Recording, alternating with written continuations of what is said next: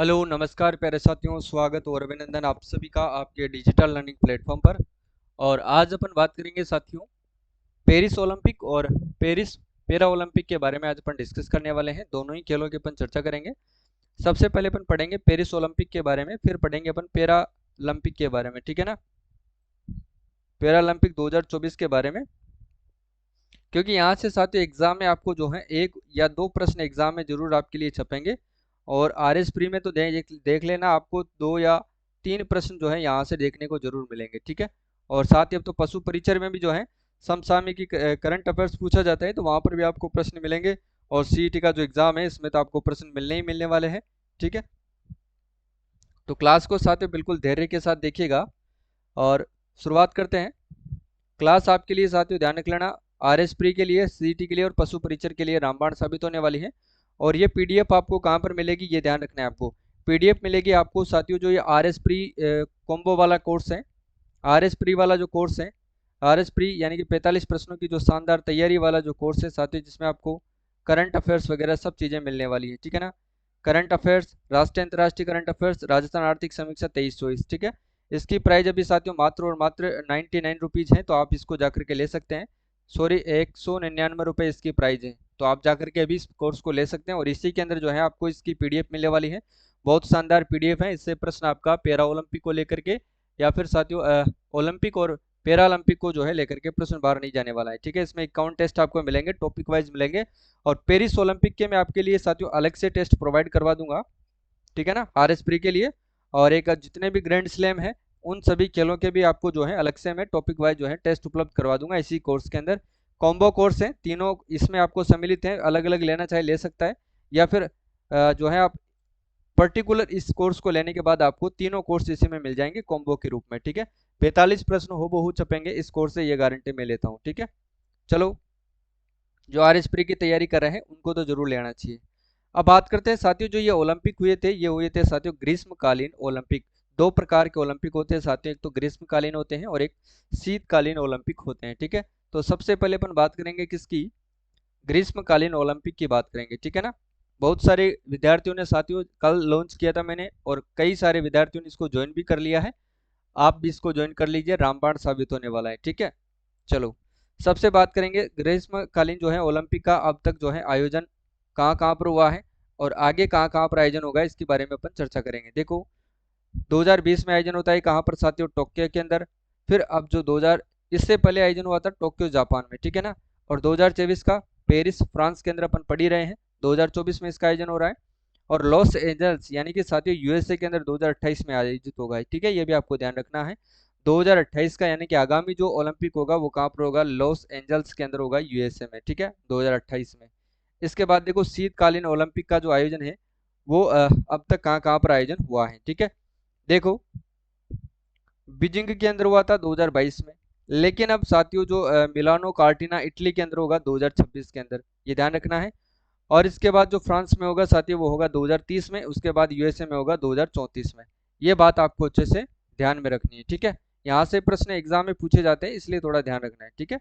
कि 2030 में जो ओलंपिक होगा शीतकालीन वो कहाँ पर होगा, या फिर 2034 का जो है शीतकालीन ओलंपिक है जो कहाँ पर होगा, ठीक है, याद रखिएगा।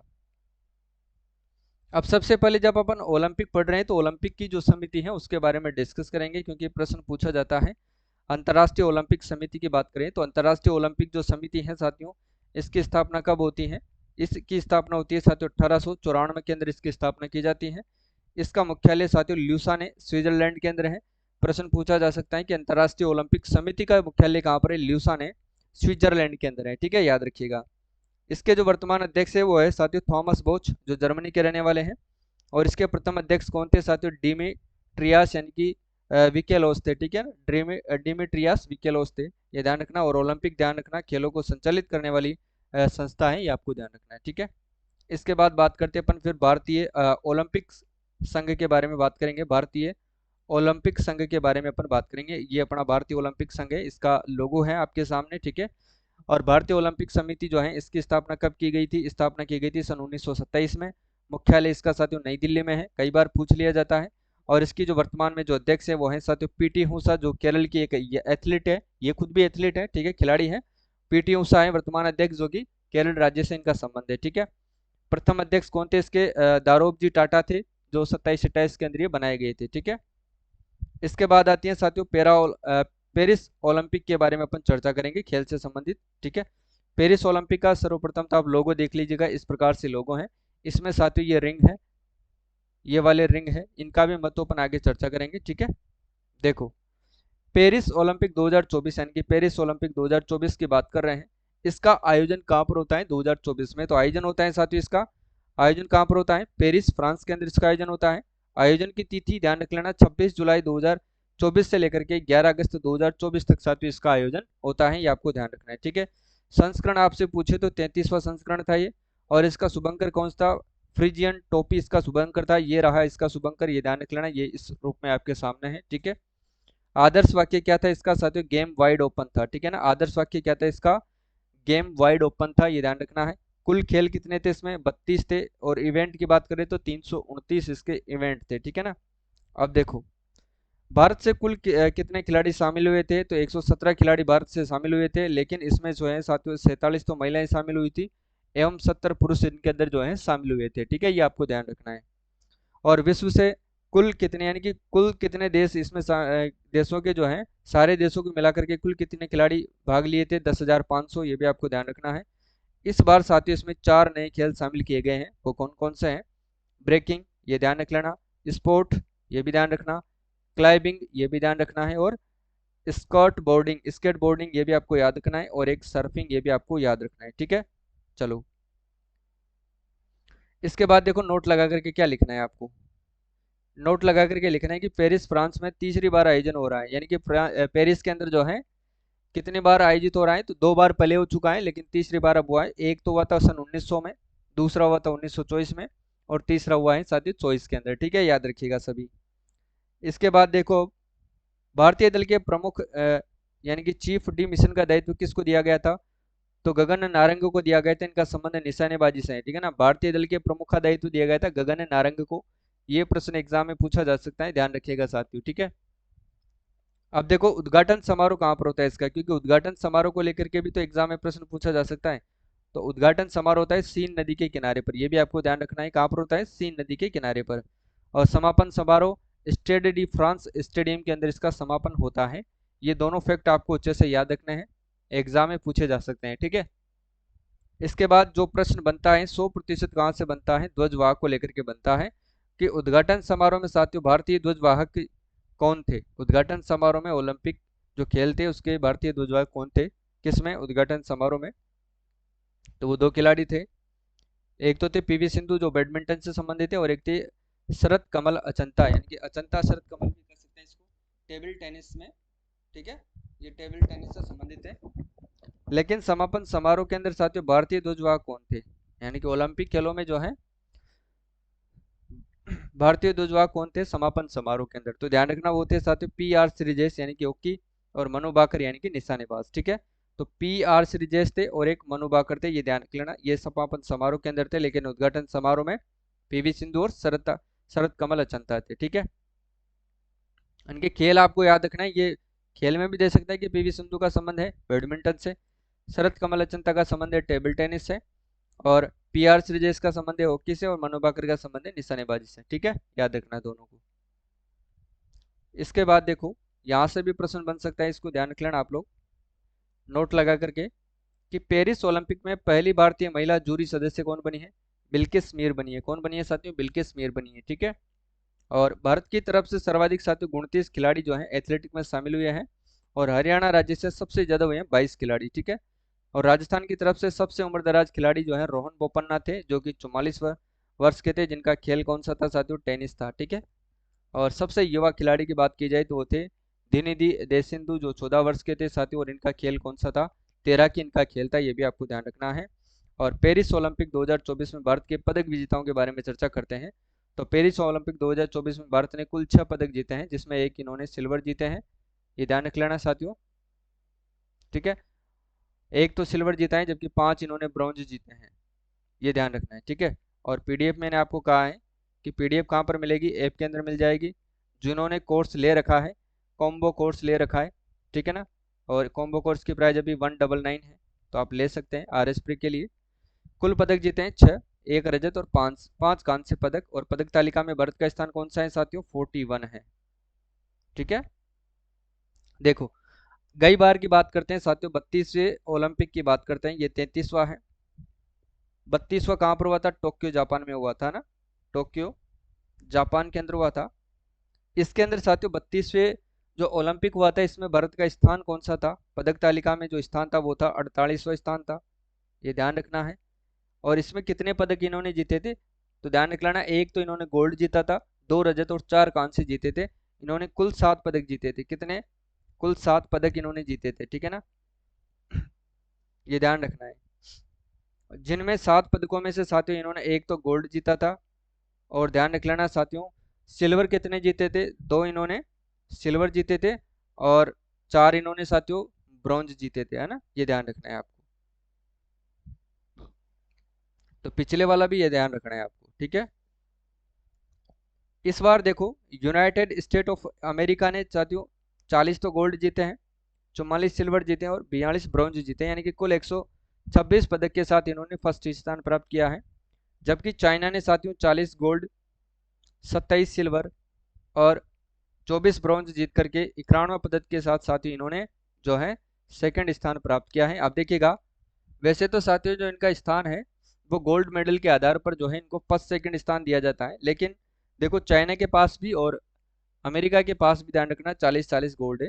लेकिन जब ये दोनों समान हो जाते हैं इसके बाद फिर जो है बाजी आ जाती है सिल्वर के पास। तो सिल्वर अमेरिका ने 44 जीता है, जबकि चाइना ने 27 ही जीता है, इस कारण से इसका स्थान जो है सेकंड स्थान है। ठीक है, इसके बाद जापान ने तीसरा स्थान प्राप्त किया है, 20 गोल्ड, 12 सिल्वर और 13 ब्रॉन्ज के साथ इन्होंने कुल 45 पदक जीता है और थर्ड स्थान इन्होंने प्राप्त किया है। ठीक है, और ऑस्ट्रेलिया ने साथियों 53 पदक जीता है, फोर्थ स्थान प्राप्त किया है, जिसमें 18 गोल्ड, 19 सिल्वर, 16 ब्रॉन्ज है। ठीक है, फ्रांस ने 16 तो साथियों गोल्ड जीता है, 26 इन्होंने सिल्वर जीता है, 22 इन्होंने ब्रॉन्ज जीता है, कुल 64 पदक जीत करके ये किस स्थान पर है साथियों? 5 स्थान पर है। और छठे स्थान पर है साथियों नीदरलैंड है, 15 इन्होंने गोल्ड जीता है, 7 इन्होंने सिल्वर और 12 इन्होंने ब्रॉन्ज, और ये छठे नंबर पर है। ठीक है, ये ध्यान रखिएगा। और अपना जो भारत है साथियों वो 71वें स्थान पर था, गोल्ड इन्होंने एक भी नहीं जीता है, सिल्वर इन्होंने एक जीता है, और साथियों ब्रॉन्ज इन्होंने 5 जीते हैं। ठीक है, कुल टोटल जो पदक जीते हैं इन्होंने कितने जीते हैं? 6 पदक जीते हैं, और स्थान प्राप्त हुआ है 71वां। ठीक है, और गई बार कितना था? 48वां। ध्यान रखना है सभी को। देखो अब बात करते हैं साथियों उन खिलाड़ियों की जिन्होंने पदक जीते हैं, वो कौन कौन से हैं। पेरिस ओलंपिक 2024 में पदक विजेता खिलाड़ी, देखो नीरज चोपड़ा जो पानीपत हरियाणा के रहने वाले हैं, इन्होंने जेवलिन थ्रो के अंदर 89.45 मीटर जो है भाला फेंक करके सिल्वर मेडल जीता है, ये आपको ध्यान रखना है। ठीक है, मनु भाकर झज्जर हरियाणा की रहने वाली है, और महिला 10 मीटर एयर राइफल पिस्टल में इन्होंने ब्रॉन्ज जीता है। मनु भाकर सरबजोत सिंह और सरबजोत सिंह अंबाला हरियाणा के रहने वाले हैं, दोनों ने साथियों मिश्रित यानी कि डबल्स युगल टीम के अंदर इन्होंने 10 मीटर एयर पिस्टल के अंदर ब्रॉन्ज जीता है। और स्वप्निल कुसाले जो कि कोल्हापुर महाराष्ट्र के रहने वाले हैं, ये 50 मीटर राइफल 3 पोजीशन के अंदर इन्होंने भी ब्रॉन्ज जीता है। ठीक है, ये ध्यान रखना है आपको। इसके बाद भारतीय हॉकी टीम जो कि पुरुष हॉकी टीम थी, इन्होंने भी ब्रॉन्ज जीता है। और अमन सहरावत जो झज्जर हरियाणा के रहने वाले हैं, ये पुरुषों के 57 किलोग्राम फ्री स्टाइल कुश्ती में साथियों ब्रॉन्ज जीते हैं। यानी कि इस बार क्या हुआ है, एक तो साथियों सिल्वर आया है और 5 इन्होंने ब्रॉन्ज जीते हैं। ठीक है ना, और सिल्वर जीतने वाले कौन है? केवल और केवल नीरज चोपड़ा ने जीता है। ठीक है, सिल्वर मेडल, बाकी सब ने ब्रॉन्ज जीता है। ये रहे मनु भाकर झज्जर हरियाणा, खेल इनका शूटिंग। ठीक है, पेरिस ओलंपिक 2024 में भारत का पहला पदक किसने दिया था? मनु भाकर ने, इन्होंने 10 मीटर एयर पिस्टल में ब्रॉन्ज मेडल जीता है। ठीक है, ये ध्यान रखना है। जबकि मिक्स्ड इवेंट ये भी शूटिंग से संबंधित है, दोनों के दोनों मनु भाकर और कौन सरबजोत सिंह जो अंबाला हरियाणा के हैं, दोनों ने कांस्य पदक जीता है। स्वप्निल कुसाली की बात करते हैं तो कोल्हापुर महाराष्ट्र के अंदर साथियों इन्होंने ये रहने वाले हैं, और इन्होंने शूटिंग के स्वप्निल कुसाली भी शूटिंग की पुरुष 50 मीटर राइफल 3 पोजीशन में इन्होंने तीसरा ब्रॉन्ज मेडल दिलाया है भारत को। ठीक है, और पुरुषों की टीम ने तो ब्रॉन्ज मेडल जीता ही है, ये तो सभी को पता होना चाहिए। और नीरज चोपड़ा पानीपत हरियाणा के रहने वाले, इन्होंने जेवलिन थ्रोअर के अंदर 89.45 मीटर भाला फेंक करके सिल्वर मेडल अपने यहाँ नाम किया है। ठीक है, और इसके बाद आता है अमन सहरावत जो झज्जर हरियाणा के रहने वाले हैं। अमन सहरावत ध्यान रखना, पेरिस 2024 ओलंपिक में पुरुषों के 57 किलोग्राम फ्री स्टाइल कुश्ती में कांस्य पदक जीता, वही अंडर 23 विश्व चैंपियनशिप एशियाई चैंपियन, एशियाई खेलों के कांस्य पदक विजेता भी ये रह चुके हैं। यानी कि पेरिस के अलावा भी इन्होंने कई पदक जीते हैं, जिससे वह हाल ही में इस समय के सबसे सफल भारतीय पहलवानों में से एक बन गए हैं। ठीक है, आगे देखो। पेरिस ओलंपिक में शानदार प्रदर्शन करने वाले एथलीट, लेकिन वो साथियों मेडल नहीं ला पाए हैं। ठीक है, देखो इन खेलों में भारत के 6 खिलाड़ी मामूली अंतर से पदक जीतने में असफल रहे हैं। वो कौन कौन से खिलाड़ी हैं वो देखो। देखो बैडमिंटन में साथियों लक्ष्य सेन पुरुष एकल स्पर्धा में चौथे स्थान पर रहे थे। ये ध्यान रखना है आपको, क्योंकि 3 स्थान तक तो इनको ब्रॉन्ज मेडल मिल जाता है। तीसरे स्थान पर तो ब्रॉन्ज मिल जाता है, फर्स्ट पे गोल्ड, सेकंड पे सिल्वर, थर्ड पे ब्रॉन्ज। ठीक है, लेकिन ये चौथे स्थान पर रहे थे।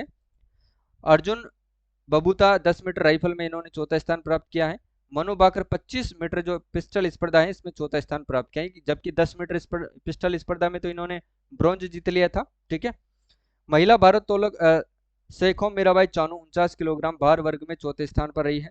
वही अनंतजीत सिंह नरूका और माहेश्वरी चौहान साथियों स्किट मिश्रित टीम शूटिंग स्पर्धा में चौथे स्थान पर रही है। और यह प्रश्न साथियों असिस्टेंट प्रोफेसर में पूछा गया था, इनका खेल पूछा गया था। ठीक है, तो ध्यान रखना है आपको ये, क्योंकि इनका संबंध राजस्थान से है। भारतीय रेसलर विनेश फोगाट को तय कैटेगरी से ज्यादा वजन होने की वजह से पेरिस ओलंपिक से बाहर होना पड़ा था।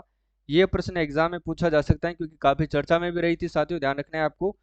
और कितने किलोग्राम वजन के कारण, देखो विनेश का वजन 50 किलोग्राम से करीब 100 ग्राम ज्यादा, यानी कि 50 किलोग्राम से करीब 100 ग्राम ज्यादा मिला। इसके बाद उन्हें ओलंपिक महिला कुश्ती से अयोग्य घोषित कर दिया गया, और इस कारण उन्हें कोई भी मेडल नहीं मिला।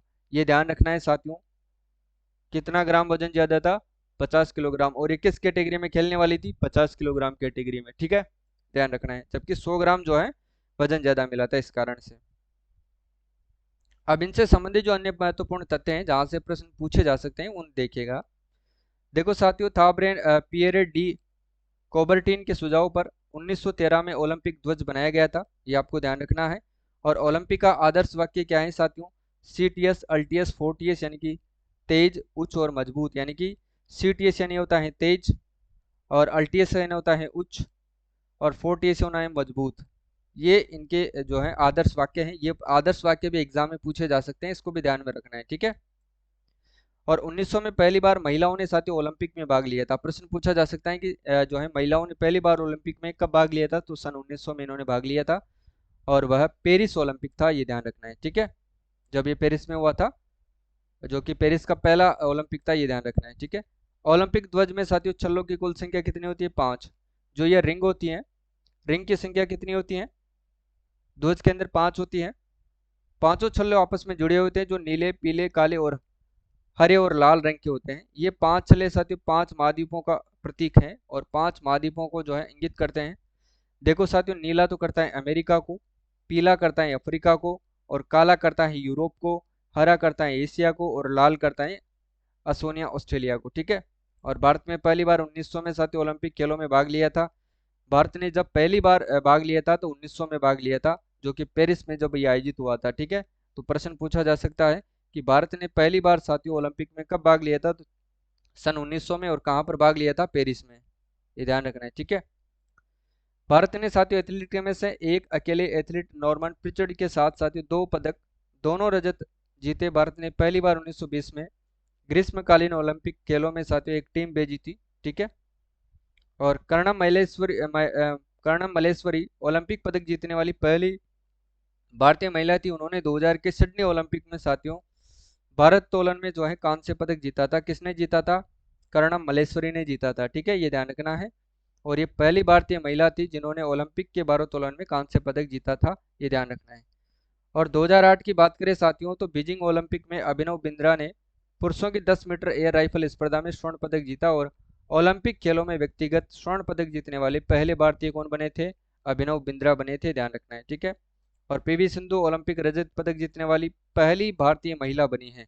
पीवी सिंधु जो है ओलंपिक में रजत पदक जीतने वाली पहली भारतीय महिला बनी है, और इन्होंने बैडमिंटन में 2016 में रियो ओलंपिक में साथियों जीत हासिल करी थी। ये भी आपको ध्यान रखना है। ठीक है, साक्षी मलिक की बात करते हैं तो ओलंपिक पदक जीतने वाली पहली भारतीय महिला पहलवान बनी। 2016 में साथियों रियो ओलंपिक में कांस्य पदक जीता था। किसने, साक्षी मलिक ने। और ओलंपिक में ध्यान रखना, भारत में सबसे ज्यादा 8 बार हॉकी का खिताब अपने नाम किया है। ठीक है, आज़ादी के बाद भारत के लिए पहला ओलंपिक पदक कब मिला था? सन 1948 लंदन ओलंपिक में पुरुष फील्ड हॉकी टीम ने जीता था, जहां उन्होंने स्वर्ण पदक जीता था। ये भी आपको ध्यान रखना है, ठीक है। अब बात करते हैं साथियों पैरालंपिक के बारे में। किसकी? पैरालंपिक की, ठीक है ना, ये ध्यान रख लेना आप लोग। देखो पैरालंपिक की बात करते हैं, अंतर्राष्ट्रीय पैरालंपिक समिति आईपीसी की बात करते हैं। अंतर्राष्ट्रीय पैरालंपिक जो समिति है साथियों, इसकी स्थापना होती है 1989 में। इसका मुख्यालय जर्मनी के बोन में स्थित है। अध्यक्ष इसके एंडर पार्सन्स हैं, जबकि उपाध्यक्ष इसके दुआने काले हैं, ठीक है। ये यहाँ से प्रश्न हो सकता है एग्जाम में आपको देखने को मिले, ठीक है, इसलिए ध्यान रखना है आपको, ठीक है ना। और ये तो अपन पढ़ ही चुके हैं। देखो भारतीय पैरालंपिक समिति की बात करते हैं, स्थापना 1992 में होती है। भारतीय पैरालंपिक समिति की स्थापना 1992 में, मुख्यालय नई दिल्ली में है। अध्यक्ष देवेंद्र झांझड़िया है। अध्यक्ष कौन है? देवेंद्र झांझड़िया, ये चूरू के निवासी हैं, ठीक है, ये ध्यान रखिएगा। और पेरिस, ये पैरालंपिक का जो है लोगो है वो इस प्रकार से है, ये देखिएगा, ये 3 कलर के साथ यहाँ पर ये बने हुए हैं, ठीक है, ये ध्यान रखना है आपको। इनका भी महत्व अपन आगे पढ़ेंगे। देखो 2024 ग्रीष्म पैरालंपिक की बात करते हैं, ये संस्करण कौन सा था? 17वां था। आयोजन स्थल वहीं था, पेरिस और फ्रांस के अंदर, ठीक है। आयोजन तिथि कब थी? 28 अगस्त से लेकर के 28 सितंबर तक ये चले थे। इसका आदर्श वाक्य भी साथ गेम वाइड ओपन था। शुभंकर इसका भी फ्रिजेस था। कुल खेल इसमें 22 थे, ठीक है। अब बात करते हैं उद्घाटन समारोह। उद्घाटन समारोह में ध्यान रखना साथियों, place de la Concorde और चिप्स एलिजिस से, जबकि समान समापन समारोह साथियों Stade de France stadium Paris के अंदर हुआ था, इसका भी, ठीक है। अब पेरिस पैरालंपिक के जो ध्वजवाहक थे ये भी इंपॉर्टेंट है कि उद्घाटन समारोह में भारतीय ध्वजवाहक थे सुमित अंतल जो भाला फेंक से संबंधित है, और भाग्यश्री जाधव था एक जो शॉर्ट पुट से संबंधित है, ठीक है। तो उद्घाटन समारोह में भारतीय ध्वजवाहक एक तो सुमित अंतल थे और एक थे भाग्यश्री जाधव, ठीक है ना, ये ध्यान रखना है आपको। समापन समारोह में भारतीय ध्वजवाहक जो है एक तो प्रतिपाल थी और एक साथियों हरविंदर सिंह था, ठीक है ना। प्रतिपाल धाविका है और हरविंदर सिंह तीरंदाज है। तो समापन समारोह के भी पता है आपको, ध्वजवाहक कौन थे? प्रतिपाल और हरविंदर सिंह, ठीक है ना। भारत की तरफ से शामिल खिलाड़ी कौन है? भारत की तरफ से शामिल खिलाड़ी थे 84, ठीक है, जिसमें से 52 तो पुरुष थे और 32 महिलाएं थी, ये आपको ध्यान रखना है, ठीक है। भारत कितने खेल में साथियों शामिल हुआ है? तो भारत साथियों कुल 12 खेलों में शामिल हुआ है। अब भारत में साथियों जो 3 नए खेल में शामिल हुआ था वो कौन कौन से थे? एक तो पैरा साइकिलिंग था, एक पैरा रोइंग था और एक ब्लाइंड जूडो था। ये पूछा जा सकता है, ध्यान रख लेना एग्जाम में, इंपॉर्टेंट है कि भारत इसमें जो है कितने कौन से खेलों में शामिल हुआ है, ठीक है ना। तो पैरा साइकिलिंग, पैरा रोइंग और ब्लाइंड जूडो के अंदर, ये आपको ध्यान रखना है, क्लियर है। देखो इस बार पैरालंपिक के अंदर साथियों ध्यान रखना, भारतीय दल के प्रमुख यानी कि भारत के दल का जो है प्रमुख दायित्व किसको दिया गया था? सत्य प्रकाश सांगवान को दिया गया था, यानी कि चीफ डिमिशन कौन था पैरालंपिक का? सत्य प्रकाश सांगवान, और इनको भारतीय दल के प्रमुख का जो है दायित्व दिया गया था। देखो पैरालंपिक की बात करते हैं तो इसमें जो है पहला मेडल लाने वाले कौन थे? वो अवनी लेखरा थी जो राजस्थान से संबंधित है, खेल इनका शूटिंग है और इन्होंने गोल्ड मेडल दिया है, ठीक है, ये ध्यान रखना है। और अंतिम मेडल किसने दिया था? नवदीप सिंह ने, जो कि भाला फेंक से संबंधित है और इनका संबंध स्वर्ण खेल से है, ठीक है। तो दोनों याद करना है, पहला पदक अवनी लेखरा ने दिया था और अंतिम पदक साथियों नवदीप सिंह ने दिया था, भाला फेंक से इनका संबंध है, गोल्ड इन्होंने दिया था, ठीक है। पेरिस पैरालंपिक 2024 का समापन, इसमें देखो समापन हुआ तब की बातें आपको ध्यान रखनी है। इसमें साथियों भारत ने 7 गोल्ड, 9 सिल्वर और 13 ब्रॉन्ज समेत कुल 29 पदक जीत करके इतिहास रचा है। और साथ ही भारत मेडल टैली के अंदर 170 देशों में यह 18वें स्थान पर रहा है, यानी कि पदक तालिका की बात करें तो 170 देशों में 18वें नंबर पर रहा है, ठीक है ना, ये थोड़ा सा आपको ध्यान रखना है। अब बात करते हैं साथियों जो गया पैरालंपिक था वो कहाँ पर आयोजन हुआ था उसकी अपन बात करते हैं। 2021 वाला टोक्यो वाले की अपन बात करते हैं। टोक्यो जो जापान में हुआ था, इसके अंदर भारत का क्या स्थान रहा था, क्योंकि प्रश्न पूछ सकता है एग्जाम में। 2021 में साथ ही 24वें स्थान पर था, ठीक है, 24वें स्थान पर था। तब इन्होंने कुल पदक कितने जीते थे? 19 पदक जीता था, ठीक है, जिसमें साथियों इन्होंने जो है 5 इन्होंने गोल्ड जीते थे, 8 इन्होंने साथियों सिल्वर जीते थे और 6 इन्होंने साथियों ब्रॉन्ज जीते थे, है ना, ये ध्यान रखना है आपको, क्लियर है।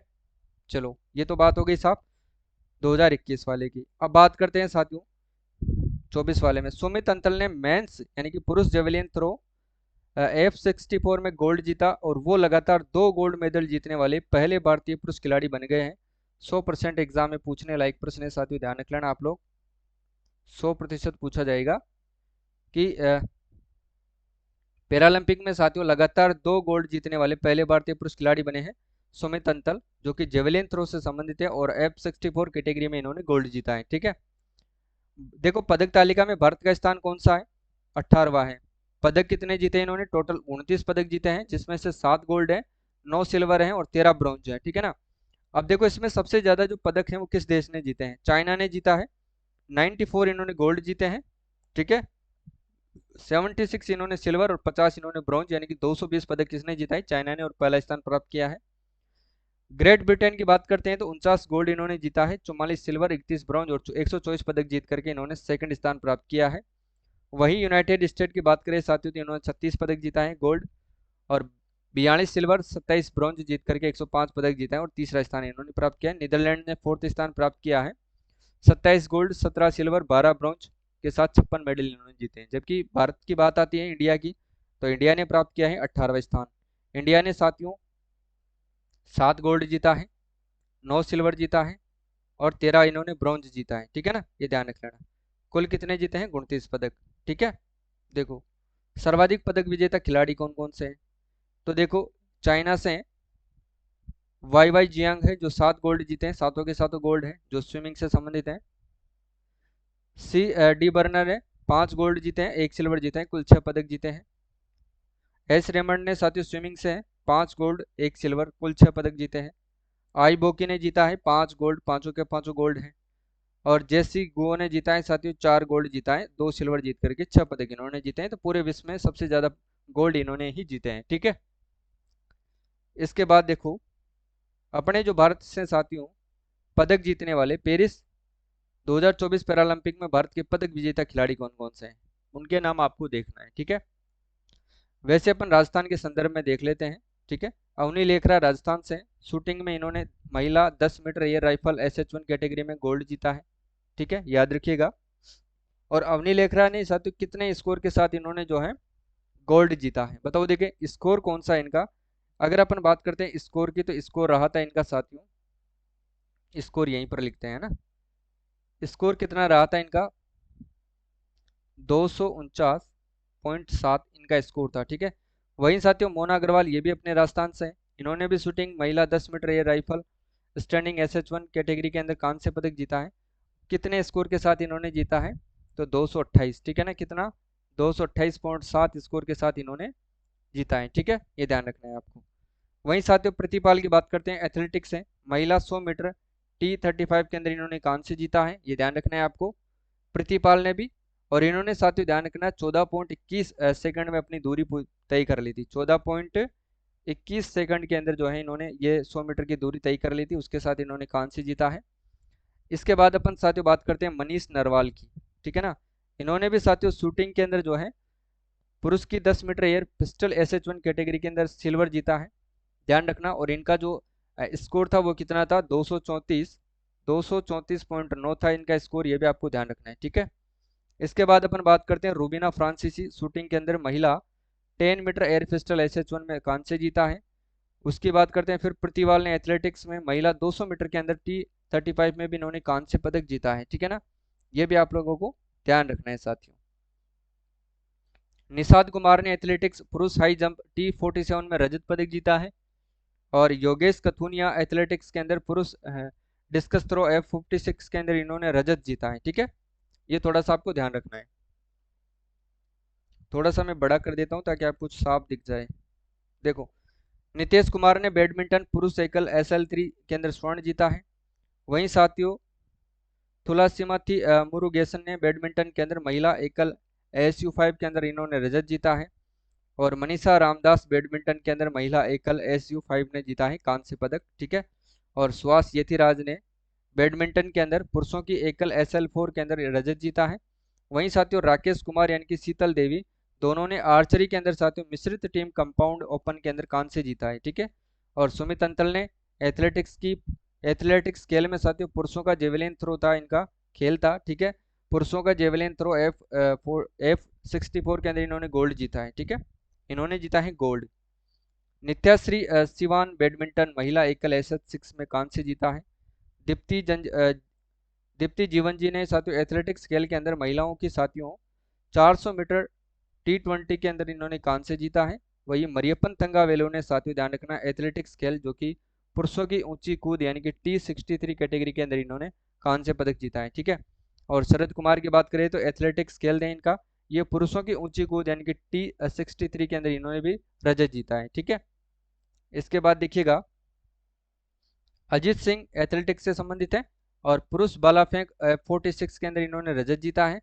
सुंदर सिंह गुर्जर ध्यान रखना ये राजस्थान से हैं और इन्होंने एथलेटिक्स पुरुष भाला फेंक F46 के अंदर इन्होंने कांस्य जीता है। किसने? सुंदर सिंह गुर्जर ने, याद रखना है साथियों। सचिन खिलाड़ी एथलेटिक्स यानी कि पुरुष शॉट पुट F46 के अंदर इन्होंने भी रजत जीता है। और हरविंदर सिंह यानी कि तीरंदाजी पुरुष इंडिविजुअल रिकर्व ओपन के अंदर ओपन ने भी साथ इन्होंने स्वर्ण जीता है, ठीक है। धर्मवीर एथलेटिक्स पुरुष क्लब थ्रो यानी कि F51 के अंदर इन्होंने स्वर्ण जीता है। प्रणव शर्मा एथलेटिक्स साथियों पुरुष क्लब थ्रो F51 के अंदर इन्होंने रजत जीता है, ठीक है। और कपिल परमार की बात करें तो इन्होंने जूडो के अंदर साथियों पुरुषों की 60 किलोग्राम J1 कैटेगरी में इन्होंने कांस्य जीता है। वही प्रवीण कुमार की बात करते हैं तो साथियों एथलेटिक्स इन्होंने पुरुषों की हाई जंप T64 के अंदर इन्होंने गोल्ड जीता है, ठीक है। और हाकोटा होतोजेन सेमा ने साथियों एथलेटिक्स के अंदर पुरुष शॉट पुट F57 के अंदर इन्होंने कांस्य जीता है। और सिमरन की बात करें तो एथलेटिक्स महिला 200 मीटर T12 के अंदर इन्होंने कांस्य और नवदीप सिंह एथलेटिक्स पुरुष भाला फेंक F41 कैटेगरी में इन्होंने स्वर्ण जीता है, ठीक है। ये ध्यान रखना है आपको, नवदीप सिंह की बात हो रही है यहाँ पर। अब इससे संबंधित जो कुछ महत्वपूर्ण तथ्य हैं वो देखो। ओलंपिक में साथियों ओलंपिक रिंग्स होती हैं, जबकि पैरालंपिक में साथियों 3 प्रतीक होते हैं। 3 एजिटोस में जो है 3 रंग होते हैं, एक तो इसमें होता है लाल होता है, एक नीला होता है और एक हरा होता है, ठीक है। एजिटोस का मतलब होता है लैटिन भाषा में मैं चलता हूँ, ठीक है। और यह एथलेटिक्स गतिशील भावना का प्रतीक है। टोक्यो दूसरी बार साथियों पेरिस पैरालंपिक खेलों की मेजबानी करने वाला इतिहास का पहला शहर है। और पैरालंपिक खेल साथियों कई मरह की विकलांगताओं से ग्रस्त अद्भुत एथलीटों के साथ एक साथ लाते हैं। और पैरालंपिक ग्रीक प्रीपोजिशन पैरा से आया है, जहां इसका अर्थ है साथ में। यह ओलंपिक साथ साथ चलने वालों का आयोजन है। और पैरालंपिक खेल जिन्हें साथियों द स्टोक मेडेविले गेम्स कहा जाता था, आधिकारिक तौर पर पहली बार 1960 में साथियों रोम इटली में हुए थे। ध्यान रख लेना साथियों, ये आधिकारिक तौर पर पहली बार 1960 में कहाँ पर हुए थे? रोम इटली के अंदर हुए थे, ये ध्यान रखना है। ओलंपिक और पैरालंपिक स्वर्ण पदक चांदी से बने होते हैं, ठीक है ना। पैरालंपिक खेल का आयोजन प्रत्येक 4 साल के बाद किया जाता है। पैरा एथलेटिक्स साथियों मुरलीकांत पेटकर ने पैरालंपिक गेम्स में साल 1972 में साथियों भारत को पहला मेडल जिताया था और इन्होंने स्वर्ण पदक जीता था, ये ध्यान रखना है। देवेंद्र झाझड़िया भाला फेंक से संबंधित हैं। 2 पैरालंपिक स्वर्ण पदक जीतने वाले पहले भारतीय हैं। देवेंद्र झाझड़िया ने 2016 के रियो पैरालंपिक में भारत का स्वर्ण पदक इन्होंने दिलाया था। और इससे पहले इन्होंने साथियों 2004 के ग्रीष्मकालीन पैरालंपिक में स्वर्ण पदक भी जीता था, ठीक है। वहीं बात करें साथियों दीपा मलिक पैरालंपिक खेलों में पदक जीतने वाली पहली भारतीय महिला है।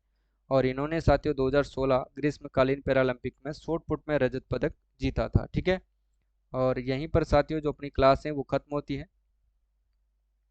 क्लास आपको कैसी लगती है लास्ट में आप लोग कमेंट करके जरूर बताइए, ठीक है साथियों। और ये जो पीडीएफ है साथियों ये कहाँ पर मिलने वाली है वो मैं आपको अब बताने वाला हूँ फुर्सत के अंदर, ठीक है, क्योंकि क्लास थी।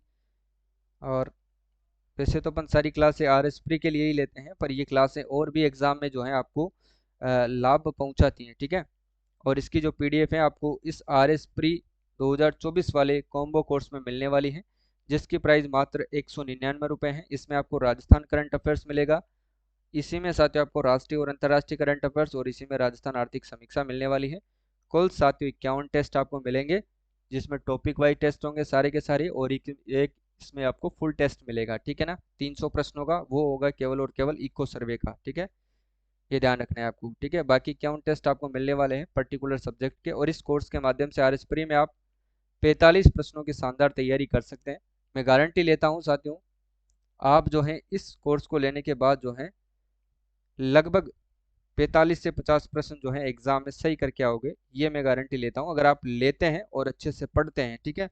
लेने के बाद पढ़ना भी होता है। अगर आप पढ़े नहीं तो कोई नहीं, अगर आपने पढ़ा पूरे मन से, पूरे टेस्ट दिए, पीडीएफ को आपने अच्छे से पढ़ा, पूरी क्लास से देखी जो मैंने डालता हूँ, तो आपको जरूर से जरूर वहां से साथियों 50 प्रश्न आप सही करके आओगे। ठीक है, इतनी गारंटी मेरी है। और जिन्हों जो नहीं लेंगे, ऐप को डाउनलोड करके ही रखेंगे, तो वो परीक्षा के बाद पछताएंगे। ठीक है, परीक्षा के बाद उनको पछताना पड़ेगा, क्योंकि सारे प्रश्न आपको यहीं से मिलेंगे।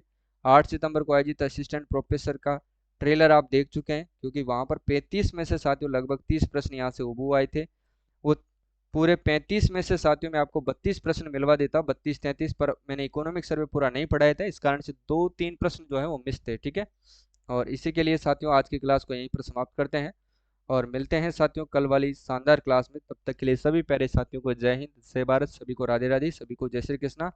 और जिसको भी पीडीएफ लेना है कॉम्बो कोर्स जरूर ले, क्योंकि अब सारी पीडीएफ जो है वहीं पर आपको मिलने वाली है। ठीक है, और ये पीडीएफ मिलेगी आपको राष्ट्रीय और अंतर्राष्ट्रीय कोर्स में, है ना, राष्ट्रीय एवं अंतर्राष्ट्रीय कोर्स के अंदर ये मिलने वाली है, ये ध्यान रखना है। ठीक है, चलिए भाई, आज के लिए बस इतना ही, मिलते हैं कल की क्लास में। तब तक के लिए सभी प्यारे साथियों को जय हिंद, जय भारत, सभी को राधे राधे, सभी को जय श्री कृष्णा।